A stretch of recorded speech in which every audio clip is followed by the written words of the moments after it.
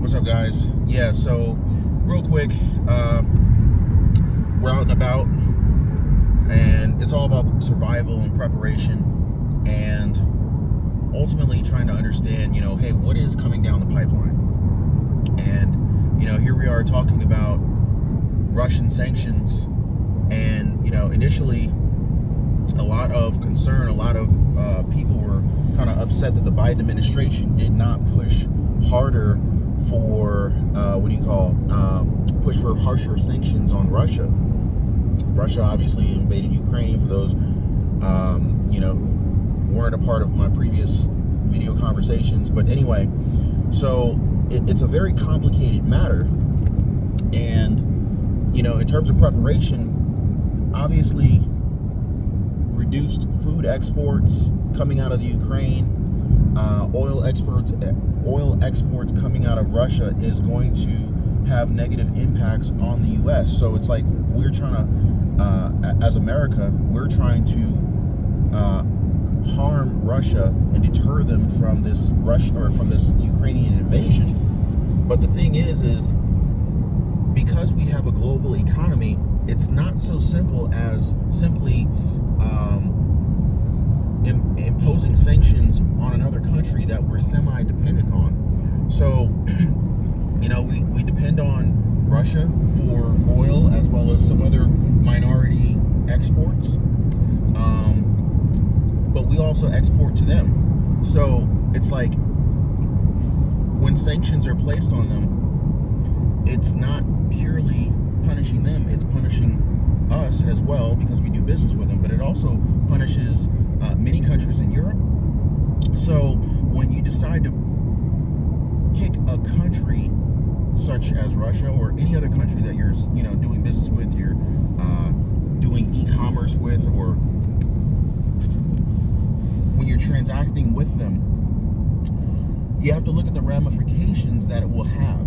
So if you kick Russia off of the SWIFT banking system, you have to think about, well, what is that going to do beyond harming Russia? What are the unintended consequences? And that's why our economic system is so complex. We're looking at the Fed potentially raising interest rates 6 or 7 more times this year.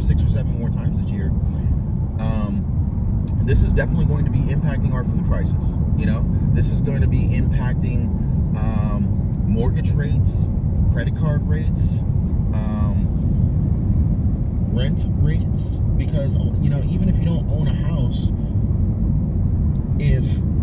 if you're a renter, that means someone else owns the property. And if someone else owns the property and their mortgage rate went up because the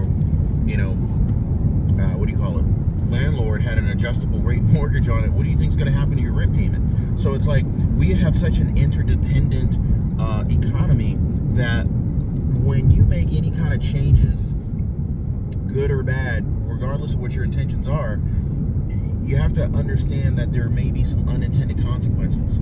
It's not like, all right, we're just going to pull this lever, pull Russia off of the SWIFT banking system, and we're only going to harm Russia. Well, what happens if that's the case, right? Well, Russia will no longer be able to transact on the SWIFT banking system, but at the same time, this may encourage Russia to reduce their dependency on U.S. dollars. And this may encourage them to want to strengthen their own currencies.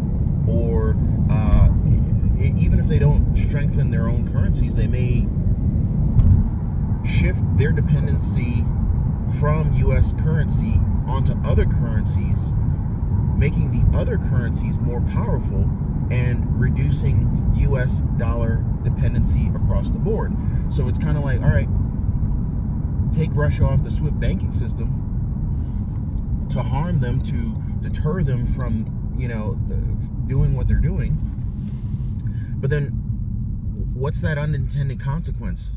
Also, if Russia is taken off the SWIFT banking system, you got to also take into consideration that the United States is not the only company that Russia does business with on a regular basis, right?